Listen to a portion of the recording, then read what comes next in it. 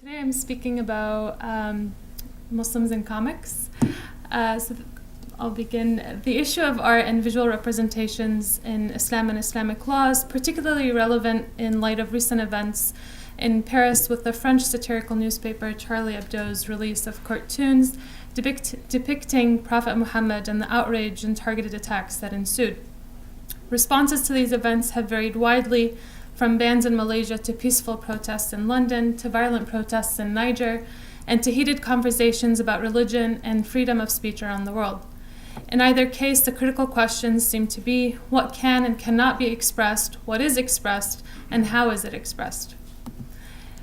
Here I consider these questions as they relate to sequential art, an art form used for graphic storytelling such as that found in comic books, which will be the focus of my discussion here. I briefly examined the relationship between comic books and the Muslim world and its standing within Islamic law before looking at questions of visibility and representation in contemporary depictions of Muslim superheroes in American comics. In an effort to incorporate an Islamic legal perspective on comic books and their function, I begin by turning to a fatwa or legal opinion on the production of illustrated books and animated cartoons that was given by Sheikh Saad al-Funaisan, the former dean of Islamic law at Imam Islamic University in Saudi Arabia. This was given in February of 2006. He states that before exploring the Islamic ruling for animated cartoons, we must first discuss the ruling for drawing pictures. And between the two sort of extreme opinions that he begins with, first, that everything in terms of image making, both two-dimensional and 3D, is permissible, and then the other opinion that everything is impermissible. Between those two is the opinion that contends that only 3D images or statues are prohibited, while drawings and illustrations are deemed permissible. Al-Funaisan holds that this is the strongest citing justifications, this is the strongest opinion, citing justifications that take into consideration the individual intention of aspiring to create like God, as well as statements made by companions of the Prophet that indicated nothing more than pious reserve and avoiding that which can lead to deviance, as he said, rather than a direct prohibition against image making. Most applicable to this discussion is his fourth justification, which acknowledges that images today are commonly used as an important means of education. Here, hence, even three-dimensional images such as dolls and other toys are deemed permissible since, he states, the purpose behind such images is one of instruction and educational play for both children and adults. Thus, the sale, purchase, and viewing of cartoons is also permitted as long as all of these activities are engaged in accordance with the dictates of Islamic law. The cartoons should have appropriate content and be used in an appropriate manner. They should be free from falsehood and immorality. Another fatwa offers further justification in that the permissibility of the production and filming of cartoons alleviates the influence of what is considered Islamically sinful or wrong by offering a better alternative. And while acknowledging the various modes by which people learn and receive information, it further facilitates the means to address people in their own language. Ultimately, there's clearly a place for Islamic comics today. So what is the situation in science fiction and comics as it relates to Muslims? In the anthology Muslims and American Popular Culture, Rebecca Hankins and Joyce Thornton describe the long-standing influence and presence of Muslims and Islam in science fiction, fantasy, and comics. According to the sci-fi writer Isaac Asimov, science fiction can never truly exist until the rationalism of science is understood and applied in stories accordingly. Thus, Hankins argues that there is a direct correlation between the wide range of advancements across the sciences that are attributed to Muslims and the expansion of the literary heritage of science, fiction, fantasy, and speculative writing as a whole. She further defines the various forms of speculative fiction by Muslim and non-Muslim writers who have used Islam and Muslims as characters, plots, or colorful backgrounds as fictional Islam. Within this collection of speculative fiction, comic books in particular represent the least explored genre by Muslim writers. Nonetheless, Muslim characters in the form of villains, superheroes, minor characters, and sidekicks have been depicted in American comics since at least the 1940s. Hankins highlights a long history amongst speculative fiction writers of treating Islam and Muslims as backwards, evil, and intolerant. And after 9/11 and the subsequent U.S. war on terror, science fiction writers have embraced the plot device of Muslims as terrorists. The prevalence of Islam and Muslims being used as both negative and positive plot devices in recent years fits within a larger trend for the heightened visibility and racializations of Muslims in general post 9/11. Two of the largest comic distributors, DC Comics and Marvel, have both introduced a number of Muslim superheroes and superheroines in recent years. Dust, for instance, is a young refugee from Afghanistan and an observant Sunni Muslim who has the power to turn into a sandstorm and wreak havoc on her enemies, ripping the skin off their bones. Dust, or Suraya Qadir, first appeared fully dressed in a burqa in Marvel's X-Men in 2002. In finding a place for a Muslim heroine in the post-9/11 Marvel universe, Davis and Westerfeld House recognized the creation of Dust's character in a world that is hostile towards Islam, both in and outside of the comic book, as a courageous move. Nevertheless, they suggest that Dust occupies a liminal state of perpetual separation from the society she serves. She remains in and yet not of the Western world she now inhabits. What she eats, how she dresses, and other religiously based practices separate Dust from contemporary American culture, as well as from her superhero and mutant peers. Another Marvel superheroine was introduced last year in 2014. The new Miss Marvel is Kamala Khan, a young Pakistani Muslim American who loves her comics.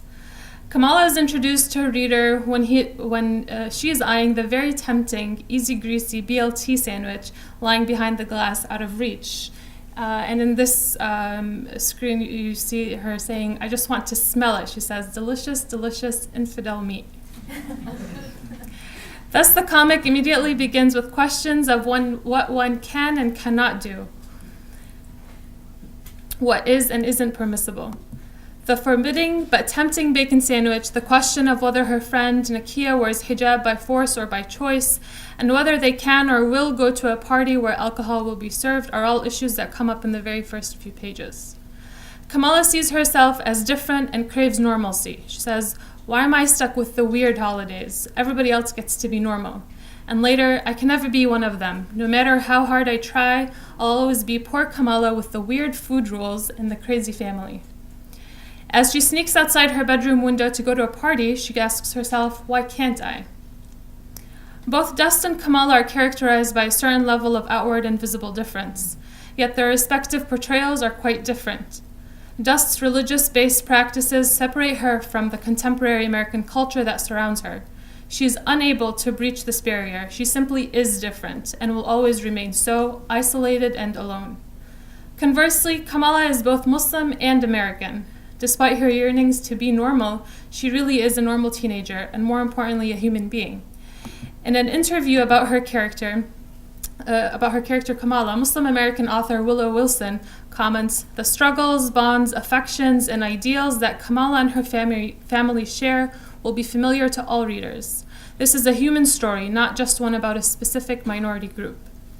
Kamala's difference is one that she comes to terms with over the course of the issues.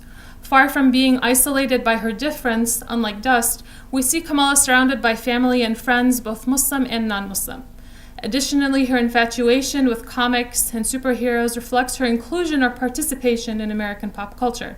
Moreover, she has her own comic. In the male-dominated world of superheroes, this is an honor afforded to a select number of females that now include a Muslim Pakistani girl. Wilson observes that, like Kamala, all teenagers go through a period of self-definition in which they try to decide what path their lives will take. So there's an element of universality there. End quote. Kamala reaches this crossroads shortly after she attends a party, forbidden by her father, where she does indeed encounter strange boys and drinking as her father feared. After a brief time at the party where Kamala is duped into drinking a sip of orange juice mixed with vodka, which she promptly spits out, she is intercepted on her way home by the beautiful, tall, blonde, blue-eyed Captain Marvel, accompanied by Captain America and Iron Man. The three arrive singing, in Urdu, about a yellow mustard seed and mango bud that are blooming. And in the top of the picture, I can't read it, but I think that's the song and what they're reading in Urdu. The superheroes Kamala idolizes are staging an intervention. She is at a crossroads. In the disapproving words of Captain America, He says, "You thought that if you disobeyed your parents, your culture, your religion, your classmates would accept you." He aptly addresses Kamala's desire for normalcy to not be different, at the expense of defying her parents, culture, and religion. Interesting to note, sort of as a side note, that he frames culture and religion sort of between double dashes under the umbrella of parents, something that I won't go into here.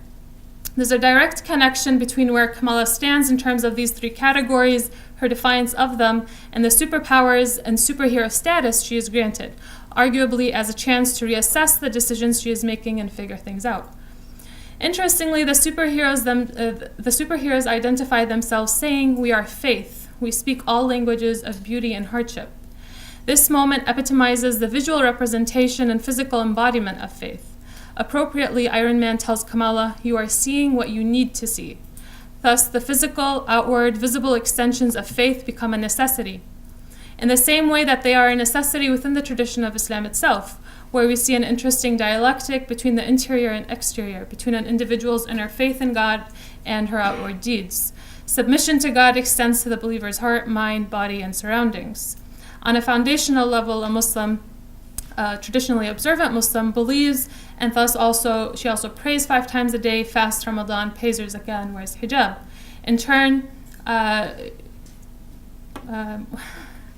we see also the effects of prayer and fasting. For instance, a Quranic verse that says prayers keep one away from indecency and evil. So you have this back and forth between the inner state and physical actions. In the text, we see this relationship between religious faith and the application of it. Most notably, on the cover of the comic, Kamala is depicted holding 3 books. I'm not sure if you probably can't see it very well, one of which is Hadith to Live By. On either side of this book are U.S. history, perhaps in testament to her Americanness, and illustration and design, suggesting her individual character and layering of cultures. After she is abruptly introduced to her supernatural powers, Kamala witnesses from a distance Zoe fall into the water. Both Zoe and her boyfriend are drunk, and Zoe is in danger of drowning. Kamala is processing the situation and recalls, quote, "There's this ayah from the Quran that my dad always quotes when he sees something bad on TV. A fire or a flood or a bombing, whoever kills one person, it is as if he has killed all of mankind." Then, with a look of determination on her face, she continues, "And whoever saves one person, it is as if he has saved all of mankind." And she rushes to the rescue. In another scene, she reflects, Ammi and Abu taught me to always think about the greater good, to defend people who can't defend themselves, even if it means putting yourself at risk. In moments of crisis, we witness a return to elements that she had previously defied, her parents and her religion, and it is these that guide her heroic actions. In terms of authority, we also see her resort to religious scripture and to the concept of maslahah, or greater good. Further, we also see her consciously reasoning through her actions and the positions she holds. Also, as a side note, it's interesting to note that in another part of the issue, we see her walk out of a lecture in a masjid by a sheikh. So in terms of authority, it's sort of interesting to take that into consideration. One of the most visible and crucial means by which Kamala comes to terms with her defiance and identity as Muslim, Pakistani, American, and female is through the development of her costume. A defining element of any superheroine's identity is her costume, according to Davis and Westerfeld House. When Kamala is visited by the superheroes, she tells Captain Marvel, "I want to be you, except I would wear the classic, politically incorrect costume and kick butt in giant wedge heels." And when she first transforms into Miss Marvel, she does take on the tall blonde image in a form-fitting sleeveless, that sort of caught my attention after yesterday's talk by Shabana, and thigh-bearing costume. It doesn't take long for her to get disenchanted with the costume. She says, "The hair gets in my face, the boots pinch, and this leotard is giving me an epic wedgie." Her eventual decision to retain her natural appearance and use a burkini, her Islamic swimsuit, for her superhero costume is a reflection of how she makes the title of Miss Marvel her own, instead of a watered-down version of some other hero, in her own words. Miss Marvel's physical embodiment of her identity, who she is highlighted by the nature of her superpowers. She describes herself as a shape-changing, mask-wearing, 16-year-old super Muslim from Jersey City. Willow Wilson explains the choice to make her a shapeshifter. Shapeshifters are most often cast as bad guys, and I think it reflects something telling about our society. We are very suspicious of people with multiple pieces to their identity. We really want to put people in neat little boxes, and we become hostile to people who don't fit into those boxes. The new American superhero is a female Pakistani Muslim. She is multi-layered and multicultural. Kamala doesn't fit into one neat little box, and yet she challenges the notion that we should be suspicious of her because of it. Because she's a superhero, she fights crimes and evil, and she is a shapeshifter. I want to end with one final set of images.